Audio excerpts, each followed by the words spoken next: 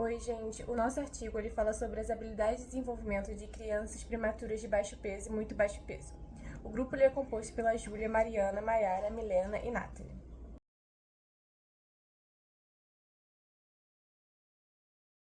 Bom, começando com a introdução, o artigo ele apresenta um estudo sobre o desenvolvimento de crianças nascidas prematuras de baixo peso e muito baixo peso, comparando-as com crianças nascidas a termos de idade entre 1 a 3 anos. Ele também traz dados da OMS que caracteriza o bebê prematuro àqueles nascidos antes de 37 semanas, considerando baixo peso o neonato que nasceu com peso menor que 2.500 gramas e muito baixo peso o neonato que nasceu com peso inferior a 1.500 gramas.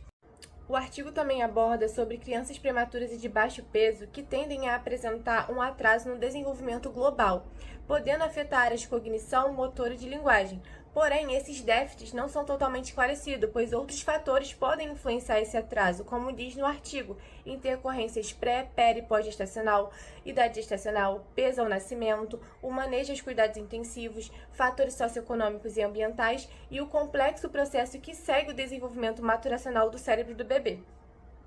Essa pesquisa tem como objetivo comparar o desenvolvimento infantil de crianças prematuras nascidas com baixo peso e muito baixo peso a crianças nascidas a termos na faixa etária de 1 e 3 anos.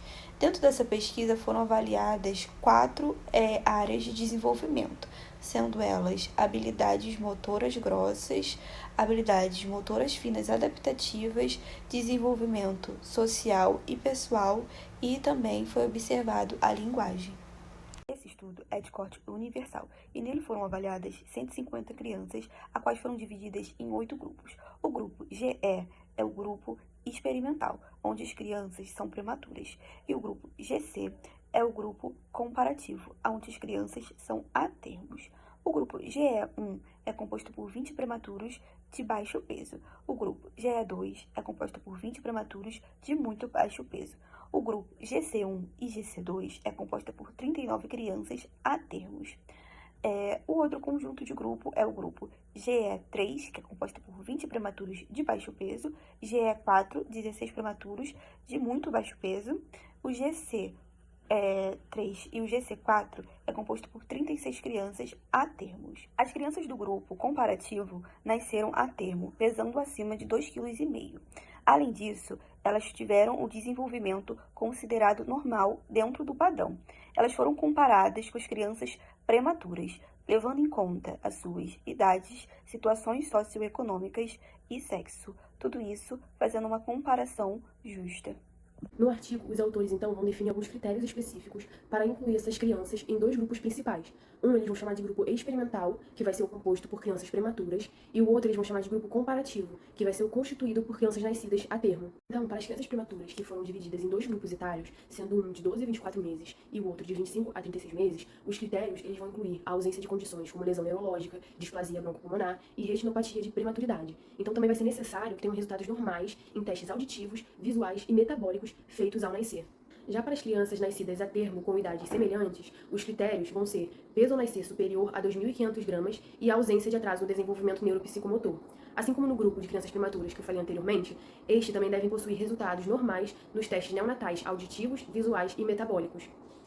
Essas crianças elas foram avaliadas a partir de uma anamnese detalhada, de uma avaliação socioeconômica, além da aplicação do teste de Denver 2. E para as crianças prematuras que possuem de 12 a 24 meses, a idade foi corrigida. Em relação ao teste de Denver, que foi utilizado no estudo, ele é um instrumento de avaliação do desenvolvimento infantil para crianças de 0 a 6 anos. Ele possui um formulário de 125 itens que são distribuídos em 4 domínios, que são eles: pessoal social, o motor fino, o motor grosso e a linguagem. O objetivo é identificar o desenvolvimento típico e atípico, observando o progresso da criança em relação às habilidades que são esperadas para a sua faixa etária. Então, o resultado final ele vai variar conforme a quantidade de cautelas e atrasos observados naquela criança, com base nas porcentagens que esse instrumento traz, e pode indicar se a criança é típica, se possui um desenvolvimento suspeito ou se possui algum tipo de atraso. O teste T-Student é um teste utilizado quando se pretende comparar a média de grupos independentes, através de uma variável quantitativa. Nesse caso, foram utilizados 8 grupos, e a variável dependente foram as habilidades testadas no teste de triagem de desenvolvimento de Denver. O teste de Student fornece a média dos grupos comparados e se há uma diferença estatisticamente significativa entre os grupos, caracterizado pela letra P. Quando esse valor está abaixo do nível de significância de 5%, significa que a diferença entre esses grupos é uma diferença significativa. A tabela de número 1 reúne os resultados referentes à habilidade motora grossa do teste de Denver. Nela, o grupo experimental 1 obteve em média 15,15 crianças respondendo de forma satisfatória os itens referentes a essa habilidade. Já no grupo comparativo 1, 20,7. No grupo experimental 2, 14,21, enquanto no grupo comparativo 2, 19,78. No grupo experimental 3, 23,15, enquanto no grupo comparativo 3, 30,3. No grupo experimental 4, 21, enquanto no grupo comparativo 4, 29,19. O valor de P em todas esteve abaixo de 5%, indicando uma diferença significativa no resultado dos grupos. A tabela de número 2 reúne os resultados referentes à habilidade motora fina adaptativa do teste de Denver. Nela, o grupo experimental 1 obteve o resultado de, em média, 15,8 crianças respondendo de forma satisfatória os itens referentes a essa habilidade. Já no grupo comparativo 1, 20,8. No grupo experimental 2, 14,05. No grupo comparativo 2, 19,73. No grupo experimental 3, 24,25. Enquanto no grupo comparativo 3, 30,3. No grupo experimental 4, 22,31, enquanto no grupo comparativo 4, 29,19. Todos os valores de P estão abaixo de 5%, indicando que há uma diferença significativa nos resultados dos grupos. A tabela de número 3 reúne os resultados referentes à habilidade pessoal social do teste de Denver. Nessa, o grupo experimental 1 obteve, em média, 15,05 crianças respondendo de forma satisfatória os itens referentes a essa habilidade. Já o grupo comparativo 1, 20,5. No grupo experimental 2, 14,36, enquanto no grupo comparativo 2, 19,78. No grupo experimental 3, 25,55, enquanto no grupo comparativo 3, 30,3. No grupo experimental 4, 23,31, enquanto no comparativo 4, 29,19. Em todos, o valor de P está abaixo de 5%, indicando uma diferença significativa em seus resultados. A tabela de número 4 revela os resultados referentes à habilidade de linguagem no teste de Denver. Nela, o grupo experimental 1 obteve, em média, 12,2 crianças respondendo de forma satisfatória os itens referentes a essa habilidade. Já no grupo comparativo 1, 18,15. No grupo experimental 2, 12,31. No grupo comparativo 2, 17,84. No grupo experimental 3, 24,85, enquanto no comparativo 3, 30,3. No grupo experimental 4, 24,5, enquanto no comparativo 4, 29,19. Em todos, o valor de P esteve abaixo de 5%, indicando uma diferença significativa nos resultados. Nós vamos apresentar agora os principais pontos que nós destacamos dentro da discussão. Bom, após analisarmos a tabela, mediante os resultados que foram apresentados lá pelos grupos prematuros e comparativos, nós conseguimos observar que há uma diferença estatística significativa em relação às habilidades que foram avaliadas no teste, onde os grupos comparativos, eles apresentam uma média mais elevada de satisfação se comparado com os grupos experimentais, onde a gente pode sugerir que o desenvolvimento das crianças desse grupo é um desenvolvimento mais lento. Outro ponto é que as crianças nascidas prematuras de baixo peso e muito baixo peso, elas não constituem um grupo homogêneo.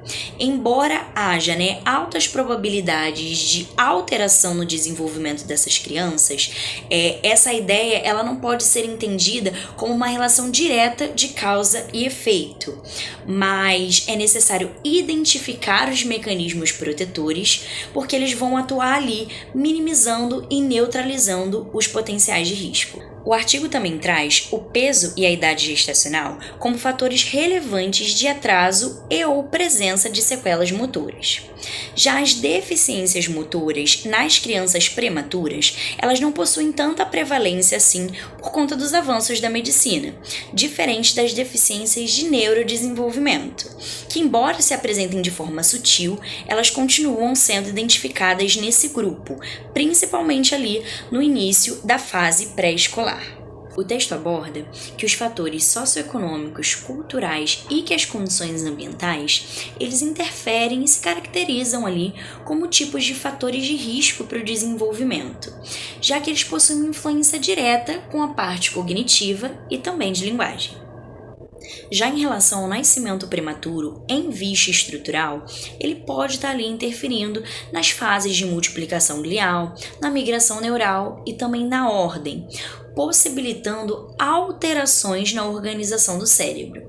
Isso se dá devido à impossibilidade de um crescimento específico ali no meio intrauterino.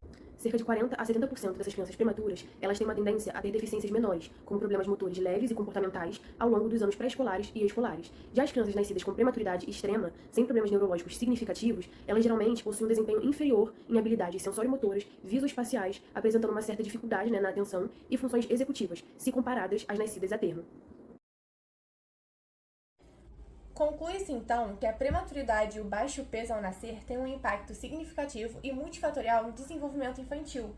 As áreas avaliadas, conforme foi mostrado na tabela 1 e 4, indicam que essas condições podem afetar negativamente os domínios motor grosso, motor fino adaptativo, pessoal, social e linguagem. Além disso, dentro do grupo de prematuridade, os desempenhos variaram constantemente. Alguns apresentaram resultados normais, outros na média e alguns abaixo da média.